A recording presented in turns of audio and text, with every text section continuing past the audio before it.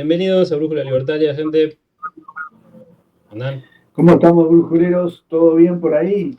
Bueno, aquí estamos en la columna del doctor Fernando Dotti, La Eterna Vigilancia, como ustedes saben bien, y aquellos que no la conocen todavía, esta columna, eh, siempre van a poderla ver una vez por semana con Fernando Dotti, La Eterna Vigilancia. Y hoy vamos a tocar un tema que tiene que ver con el presidente de la vecina orilla, Javier Milei, muy conocido por todos ya, por buenos, por malos, por amigos, por enemigos, por toda la fauna política. Y vamos a tocar el tema de lo que se ha movido bastante en las redes sociales, que es el discurso en el foro de Davos, ya que a Milei se lo acusa de un montón de cosas. Seamos justos que el tipo ha dicho muchas cosas contra ciertas ideologías que pocos presidentes se han animado a decir. Digamos que tiene los pantalones bien puestos, como se dice. Fernando, todo tuyo. Bueno, gracias Pablo, Nando. Un gusto como siempre, a los amigos brujuleros también. Un gusto saludarlos. Bueno, vamos a hablar del discurso del presidente argentino, Javier Milei, en el foro de Davos hace pocos días. Y envidia mediante, debo decir que Milei termina una vez más paseándose, como dicen a veces en las redes, desnudo en Davos, ¿no? Vístase, señor presidente, porque realmente ha dado una lección y sobre todo el coraje de ir y plantarse, porque ahora vamos a decir bien, hay que contextualizar, ¿qué es el Foro Económico Mundial, o también conocido como el Foro de Davos? ¿Dónde fue que dijo esto Milei? Eso es lo que realza mucho más su discurso, puesto que, a diferencia de lo que algunos pueden pensar, el Foro de Davos no es un lugar donde prima el capitalismo, el libre mercado, la defensa de la libertad individual y de la propiedad privada. Muy por el contrario, es un antro socialista, intervencionista, planificador. Klaus Schwab, su fundador, es acaso, además de economista, es un ingeniero, es un planificador social, sin duda. Pero bueno, entonces creo que realza mucho más este discurso en virtud del lugar en donde lo dice y que viene a reafirmar lo que dijo en enero de 2024. ¿Se acuerdan cómo arrancó su discurso, no? Dice, hoy vengo a decirles que Occidente está en peligro, ¿no? Si siguen haciendo toda esta sarta de disparates que están haciendo, estamos condenados a la ruina. Pero bueno, ¿qué es el Foro Económico Mundial? ¿Qué es el Foro de Davos? Y acá nos tenemos que ir a la década del 70, en donde hubo una, podemos llamarlo disputa, entre un artículo que publicó en septiembre del 70 en el New York Times Magazine, Milton Friedman, el gran Milton Friedman, donde hablaba que la única responsabilidad social que puede tener una empresa, ¿cuál es?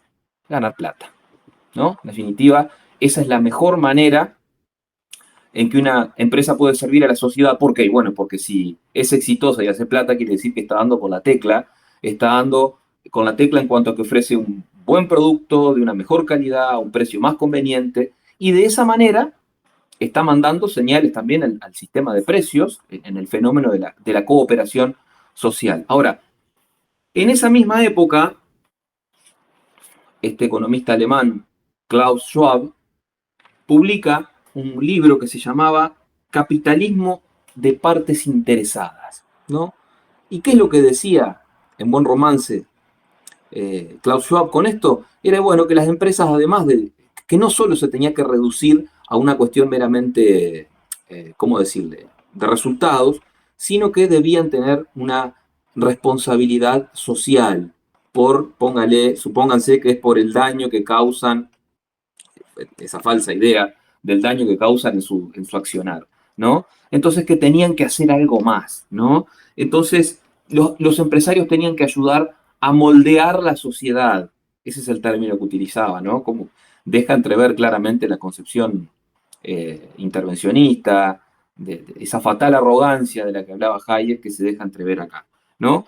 Que aplica a lo que se llama la falacia del hombre de paja respecto de Friedman, ¿no? Porque decir esto es ser mala leche o no conocer en definitiva las cosas como son realmente. Es decir, Claramente la empresa que da en la tecla de las preferencias del público, por eso siempre decimos, el empresario es un benefactor social, está permanentemente en un proceso de descubrimiento, que es lo que lo lleva a innovar y a satisfacer las siempre ilimitadas necesidades del público de la mejor manera posible. ¿Por qué? Porque los recursos son escasos. La mejor manera de asignar más eficientemente los siempre escasos recursos es poner en régimen de propiedad privada en manos de la gente más capaz, ¿no? Pero bueno, así es como en el año 71, desde la Unión Europea, es convocado a Bruselas a partir de esta obra de Schwab, en donde se forma lo que se llama el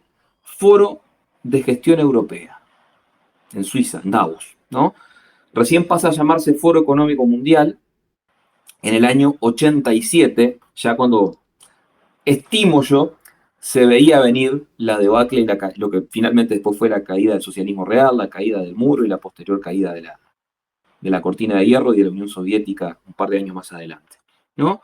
Entonces, y cuando digo que es un foro que, además de globalista, es intervencionista y que busca intervenir y moldear la sociedad según sus creencias, según sus diagramas, ¿no? de planificadores centrales. Esto es así, y esto surge de la página del foro. Miren lo que dice, para ser un poco más específicos. El Foro Económico Mundial, esto surge del sitio web del foro. El Foro Económico Mundial involucra a líderes políticos, empresariales, académicos, de la sociedad civil y otros líderes de la sociedad para dar forma, repito, para dar forma a las agendas globales, regionales e industriales. La expresión dar forma es muy elocuente, ¿no? Vemos cómo quieren formar su agenda globalista. Bueno, en este contexto aparece acá, en este ámbito, se planta Milei. Este foro, además, es un foro que explícitamente reivindica la cultura woke, ¿no? A la que también ataca Milei en su discurso. ¿Y qué diablos es la cultura woke? ¿No? Porque es un término, una expresión relativamente reciente, ¿no? El término wokeismo en realidad fue utilizado por los movimientos reivindicativos de los negros en Estados Unidos y que hay como una suerte de reasignación del término del verbo wake, que es despertar, ¿no? El participio pasado, digamos, del verbo wake es woke, ¿no? Entonces, aquel sujeto que es woke es alguien que despertó, alguien que vio la luz, alguien que pudo advertir las injusticias de esta sociedad occidental, heteropatriarcal y capitalista y opresiva, ¿no? Y que está en condiciones de venir a dar la batalla para terminar con estas injusticias, ¿no? Entonces, bueno, ahí tenemos como en el mundo woke hay como una reducción binaria de la sociedad, ¿no? Negro con... Hay un humorista uruguayo que a lo woke le llama bolchetrolismo. Darwin Me encantó. aporto eso nada más. Un término más rioplatense, pero adelante. No, está bárbaro. Es así, me encantó. Pues claro, hay como una reducción muy binaria de la sociedad, ¿no? Entonces, bueno, tenés los homofóbicos y tenés los, ¿cómo es que le llaman? Si hay un concurso de belleza y de modelos, es bueno, la cultura hegemónica de la belleza imperante, y después tenés que... Los estándares occidentales de belleza. Ahí va. Los gordos contra los flacos, los heteros contra los homos, los hombres contra las mujeres. Es una opresión permanente, micromundos de opresión en donde claramente, bueno, la vida es imposible así, ¿no? Pero bueno, los estados han sido permeables, han sido cooptados por este discurso. ¿Y qué es lo que genera este discurso? Y genera agigantamiento del aparato estatal. Precisamente todos estos tipos woke, ¿no? Que se sienten unos iluminados y que despertaron, y que se rebelan frente a las injusticias del mundo occidental, si hay alguien frente a quien dependen, frente al Estado, de a quien le están llorando privilegios. Porque este fenómeno woke, que es una variante más del progresismo, en lo que termina es esto, en la ampliación de los derechos de la tercera generación, o los derechos humanos sociales, que, vamos a decir las cosas como son, no son derechos, son privilegios. ¿Ah? Existen 3 derechos que son a la vida, la libertad y la propiedad. Si para gozar de un derecho alguien lo tiene que pagar, o hay que cercenar el derecho de otro a esos efectos, entonces no estamos en presencia de un derecho, estamos en presencia de un privilegio, de un pseudo derecho. Y todo esto lo que ha generado es una inflación legislativa, ¿no? Porque está la inflación monetaria y después tener este otro tipo de inflación legislativa, ¿no? Que lleva al absurdo de que, por ejemplo, en nuestras latitudes, resulta que un diputado o un senador es bueno según la cantidad de proyectos de ley que propuso. Una estupidez mayúscula, ¿no? Porque en realidad creo que el proceso lo que hay que hacer es desandar el camino y habría que, yo siempre digo, habría que darle una prima a los legisladores por no presentar proyectos, o el que presente para derogar más, ¿no? Porque cada ley que vos tocás, que mirás de toda esta parafernalia wokista de pseudo derechos, lo que vas a encontrar es una lesión a la libertad y a la propiedad de la gente. No tengas dudas, es cuestión de rascar un poquito nada más y te va a saltar eso. Entonces, esta es la cultura imperante, es la cultura de moda que, por ejemplo, hizo que el programa Poné a Franchella, es un programa que se grabó, cuyo versión original es de hace 20 años más o menos, no sé, ahora Telefe lo haya tenido que bajar por las críticas del feminismo, todas las ofendiditas, una locura, ¿no? Toda esta locura woke ha llevado a una locura legislativa, como decía, y a que, por ejemplo, en nuestro país, bajémoslo ahora a nuestro territorio, la vida de una mujer valga más que la vida de un hombre. ¿Ah? Entonces acá tenemos que ir a la figura del femicidio, ¿no? El femicidio, que fue incorporado al Código Penal por la Ley 19.538, tipifica como una circunstancia agravante muy especial el delito de homicidio cuando se cometiera, y abro comillas, contra una mujer por motivos de odio, desprecio o menosprecio por su condición de tal. Ahora, si una mujer matara a un hombre por la misma razón, esto es, por motivos de odio, desprecio o menosprecio, o por su sola condición de tal, no va a tener un agravante especial. Se le aplicará la pena que corresponda, la pena común, ¿no? Entonces, claramente acá hay desigual trato ante la ley. Esto es lo que genera todo este fenómeno progresista, wokista. Desigualdad ante la ley, ¿no? La vida de una mujer vale más que la vida de un hombre. Tenemos otro ejemplo en donde hay diferencias. Bueno, la ley de violencia de género, ya lo hemos hablado acá, yo en uno de mis libros le dedico un capítulo al tema, la nefasta ley 19.580 que habría que derogarla, otra que genera desigual trato ante la ley, ¿no? Basta con que alguno vaya a ver alguna audiencia, que son públicas, en un juzgado de violencia de género o de familia en el interior, para que se puedan dar cuenta de la aberración que es eso, de la cual los jueces también son cómplices de esto, ¿no? Pero si un hombre, un niño varón o adolescente varón, sufren un problema de violencia en su pareja y hacen la denuncia, no se les va a aplicar la ley 19.580, que supuestamente es más intuitiva, genera más garantías o tiene más herramientas de protección. Se les va a aplicar la anterior ley de violencia doméstica, la 17.514 del año creo que 2002, 2003, por ahí, que es menos protectora, en donde, por ejemplo, el plazo de las medidas es menor, ¿no? Va de 30 a 120 días, en la 19.580 a 180 días de pique y ya está. Entonces, también, ahí depende quién sea víctima. No es lo mismo la violencia que recibe un niño o un adolescente varón o un hombre que la que la recibe, si la que la recibe es la mujer. El problema no es quién practica la violencia, el problema es la violencia en sí. Y todos somos iguales ante la ley, o deberíamos serlo, ¿no? Entonces, pero bueno, todas estas cosas generan, ¿no? Y el Uruguay, por supuesto, que no es ajeno a esto, porque esto obviamente va de la mano con con la maldita Agenda 2030, de la cual Uruguay está entregado de pies, manos y fuimos de rodillas ya ante estos organismos internacionales, cayendo al bajo precio y la necesidad, ¿no? Pero bueno, este wokismo lo que busca en definitiva es detectar soluciones de opresión en el diario vivir de la gente, ¿no?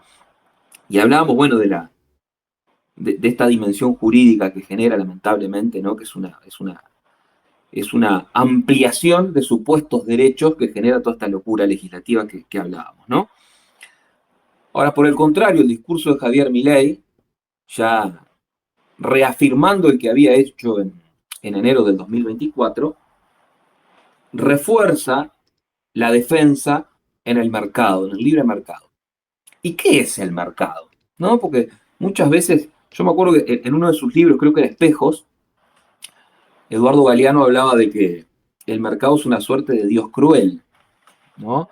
Que define y señala con el dedo a ver quién es demócrata y quién no, y según el humor con el que se levante es cómo va a juzgar a la gente. Algunos hablan del mercado y lo asocian con los grandes banqueros de Wall Street o cosas por el estilo. Pero como lo hemos dicho, el mercado es la gente. Somos cada uno de nosotros quienes con nuestras decisiones tema de precios, ¿no? Preferimos ir a comprar a tal carnicería y a otra no, estamos premiando a uno, castigando a la otra, ¿no? Eso es un proceso absolutamente democrático que es diario, no se da cada 5 años. Pero además, el mercado es un proceso de cooperación social donde se intercambian derechos de propiedad, ¿no? Básicamente es eso, donde hay ausencia de coacción, ausencia de violencia y hay intercambios espontáneos, libres y voluntarios de la gente. Ahora, decía que Milei en el 24, el año pasado, decía, bueno, hoy estoy acá para decirles que Occidente está en peligro. ¿Y por qué está en peligro y por qué se reafirma esto en este discurso fenomenal? Voy a citar al profesor Venegas Lynch, que dice, en este tipo de discursos de Milei, dice, me genera un orgasmo intelectual, decía el profesor, ¿no? Porque es realmente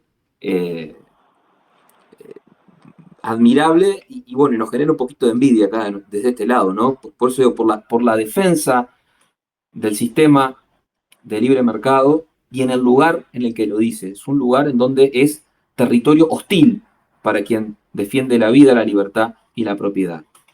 Entonces, defender estas ideas implica que volver la mirada atrás y hacer ver que hacia el año 1800 el 95% de la humanidad era pobre, ¿ah? Y que al año 2020, antes de la pandemia, había caído al 5% de la humanidad en los límites de pobreza.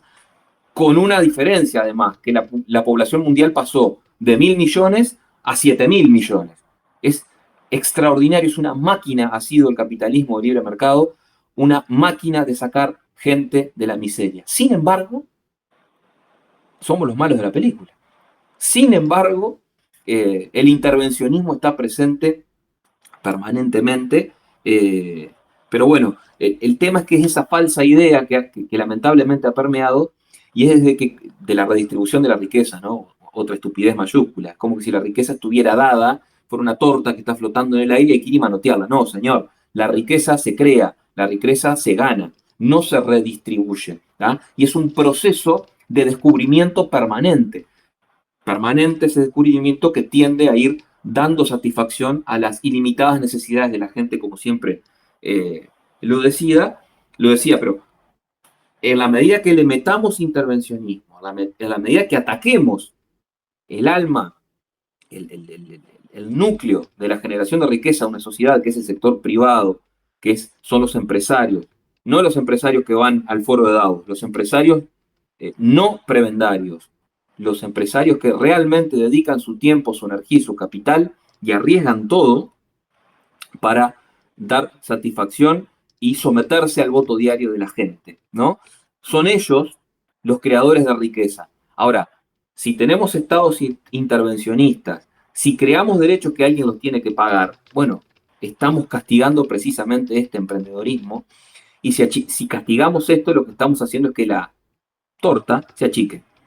Porque aunque suene paradójico, o parezca paradójico no, aunque parezca de perogrullo, a la pobreza se la combate con riqueza, ¿no? No con regulaciones, no con igualdad, porque la gente no se muere de desigualdad, se mueren se puede morir de hambre, pero no de desigualdad. De hecho, bueno, lo hemos dicho varias veces, en Venezuela hay igualdad, son todos pobres. En Irlanda hay mucha desigualdad, pero es una sociedad desigualmente mucho más rica, en donde los pobres de Irlanda tienen 10, 12 veces más ingresos que un pobre de Venezuela o de Cuba, por ejemplo. En fin, quería resaltar este discurso porque vuelve a ser un mojón y está mandando señales muy claras. Ojalá que los vientos de cambio empiecen a soplar en Occidente. Nosotros, como siempre, en Uruguay somos lentos no solo para jugar al fútbol, sino también en estas cosas. Bueno, nosotros tenemos nuestro Alberto ahora, ¿no? En estos 5 años. Tenemos el clase A, ¿no? Pero bueno, corremos el riesgo también de que si no somos claros en el discurso, si no somos claros en los conceptos, y si no definimos claramente quiénes están y quiénes han estado de un lado y del otro, podemos caer en los cantos de sirena de estos pseudo liberales que empiezan a aparecer ahora, los mismos que a Milei lo criticaban y le daban con un caño hace 2, 3 años diciendo que era un peligro para la democracia y demás. Los nuevos libertrans, ¿no? Porque ahora de a poquito la empiezan a ver y ahora son todos liberales. Ahora se acuerdan de la batalla cultural, ¿no? Bueno, señores, ahora es tarde. Perdieron la oportunidad. ¿Ah? Entonces, bueno, me parecía oportuno aprovechar esta columna de hoy, Nando, Pablo, para comentar este discurso que tiene muchas aristas. Realmente los discursos de Milei son bárbaros cada vez que tiene oportunidad, pero me parece que hacer estas consideraciones en el tiempo que tenemos era muy útil, ¿no? Le cedo la palabra a Ulises y me tomo un mate.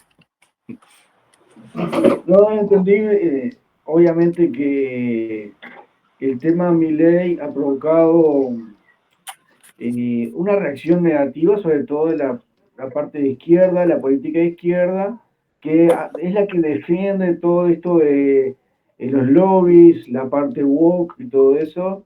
Entonces, obviamente que hay un discurso negativo que va en contra de todo lo que hace Milei, o lo que hace Brújula Libertaria. Oye, todo lo que apoyamos estas ideas, lo que haces tú, lo que hace Fernando, obviamente dicen, estos son unos fachos que no tienen ni idea de lo que es ser facho. Otra mentira que ha implantado la izquierda de acusar de facho, cuando realmente los fachos son ellos. El fascismo es un movimiento de izquierda, pero es obvio también de que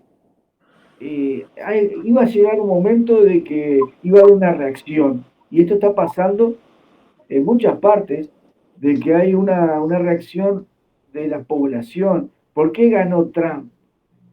Cuando Trump daba el discurso de que solo hay 2 géneros, la gente se puso de pie, empezó a aplaudir, porque está harta la gente, porque el wokismo, lo que es LGBT, todas estas ideas que nos quieren imponer, eso, nos quieren imponer por la fuerza todo esto, entonces la gente reacciona, y es natural que reaccione. Claro, ahí entra el Estado de por medio, que ellos siendo una minoría han logrado captar toda la parte cultural, y el Estado, como decía Hayek, ¿no? Los políticos siguen las modas, las ideas de moda, y sí, bueno, hay que apoyar, hay que imponer esto, hay que poner esto, y lamentablemente, esto está grabado, yo lo había compartido en mi Facebook una vez, la calle Pou da un discurso sentado en su escritorio frente a las cámaras apoyando la Agenda 2030, ¿no? Y bueno, la Agenda 2030 como que cayó un poco, ahora pasó a ser la Agenda 2045, después no sé, pero obviamente que es gracias al Estado que esta gente tuvo mucho tiempo imponiendo sus ideas. Ya era hora también de que algún líder político se pusiera las pilas y encarara todo esto, y ahora uno ve todo este hueco que hay de que habló alguien por muchísimas. Por eso ha tenido la repercusión que ha tenido y el apoyo que ha tenido. Porque la gente se cansó de todo esto.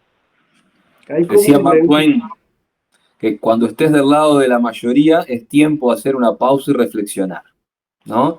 Y eso es lo que le ha pasado al mundo y bueno, y creo que Milei acaso refleja eso, ¿no? La Sí, pausa necesaria para decirle, aparte de unos huevos tremendos, ¿no? Decirle, claro, señores, todos ustedes están equivocados. ¿Ah? claro, Y la evidencia empírica así lo demuestra. claro. Eh, Pero Mark Twain hacía referencia a tener la sabiduría de. Acá le pegó Milei una patada, una doble patada en el pecho al mundo. sí, sí. Mark Twain hablaba de tener la sabiduría de tomar un segundo y pensar en el momento que uno se encuentre en la posición de la mayoría. El mundo nunca se tomó ese segundo. Nunca. Todos fueron atrás, como ovejitas, ¿no? Claro, Uruguay incluido, todos. Pero quiero retomar, Pablo, lo que decías, porque es verdad, es muy frecuente que nos tilden de fascistas, ¿no? Yo creo que eso responde un poco a la falacia dominen, ¿no? Te quedas sin argumento y atacás, ¿no? Es muy propio del malpensante o aquel que no tiene la capacidad para poder discutir.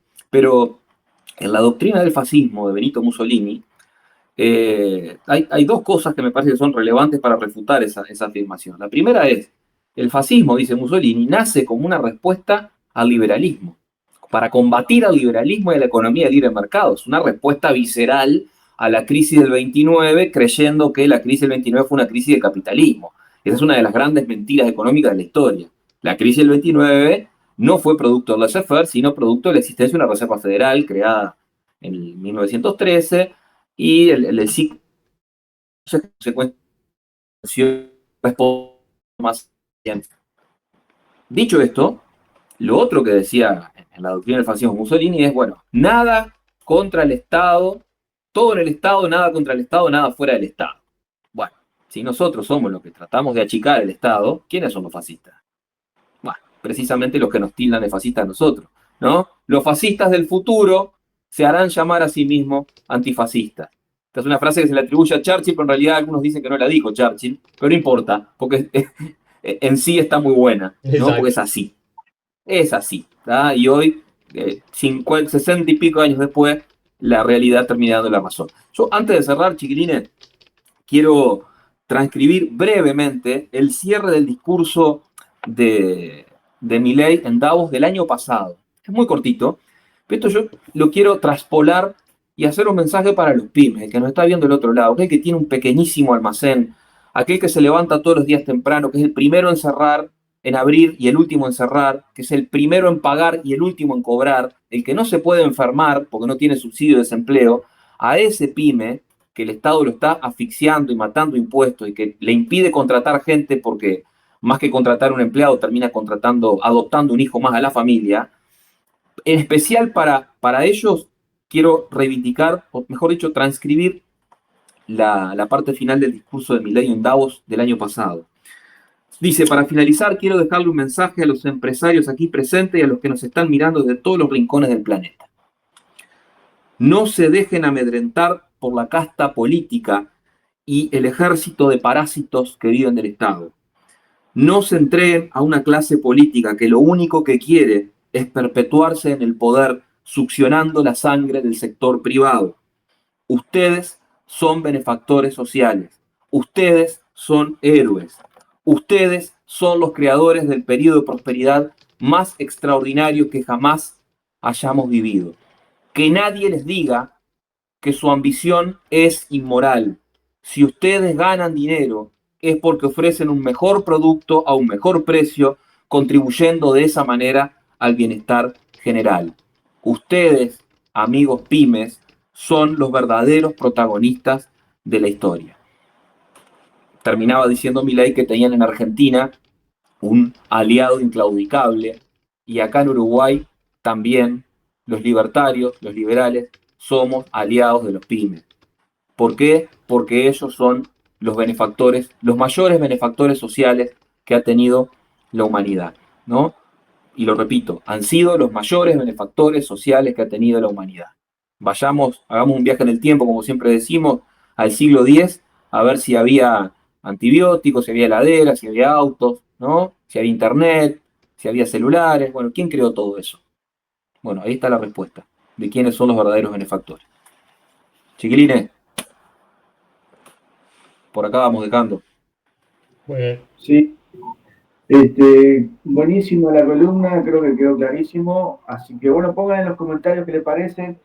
No, Milei es un fascista y arruinó a Argentina y todos son pobres por culpa de Milei. Porque hay un montón de gente que, bueno, tiene ciertos problemas, eso yo lo entiendo, y cree que eso es así o quiere creer que eso es así.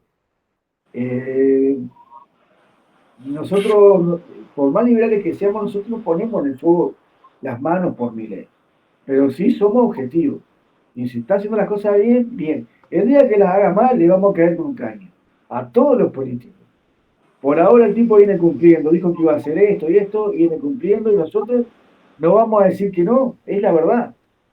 Así que para entender que tratamos de ser lo más objetivo posible. Agarrar un país completamente arruinado.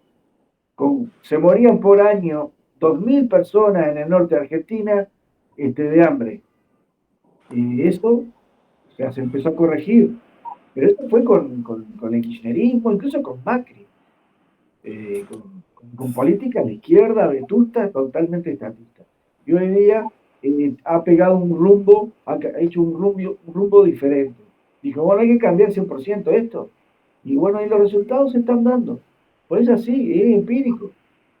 Hago eco lo que vos decís, Pablo, porque es así, es muy oportuno. Porque lo que se defienden son ideas, no personas. Entonces, realmente, el día que entendamos, y creo que este es el espíritu de este canal, que si algún día se corre del camino trazado, traiciona las ideas. Salvás, Dotti. Claro. Ni vos te salvás. Como tiene que correr. Es así. Yo creo que por eso las ideas no se cambian por un voto. Y yo creo que eso es lo que uno más admira de este tipo, ¿no? Ahora, que a ver, que debe tener que tiene sus cosas, pero uno lo quiere para novio de sus hijas, lo quiere para que haga las cosas bien en el país, ¿no? Entonces, después si las formas, es totalmente secundario. Acá el problema es el fondo, no las formas, ¿no? Pero es eso, se defienden ideas. Si no caemos en los colectivistas, ¿no? En seguir al líder. No, seríamos parte del problema también. Creo que eso es clave, es así, tiene que ser así porque hace a la esencia del libre pensamiento, hace a la esencia del ser ciudadano, porque si no, dejas de ser ciudadano y pasas a ser un súbdito, ¿no? Es así. Así que bueno. Excelente para cerrar, Fernando.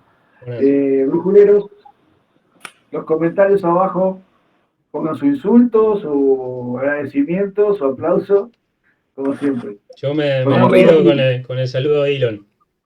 Ah, sí, Nos vemos. Pero vos no sos de izquierda. El nazismo era de izquierda. Se la dejamos picando ahí, Sé que va a ser tratado después, así que bien, claro, queda picando. Vamos a ver. Chao.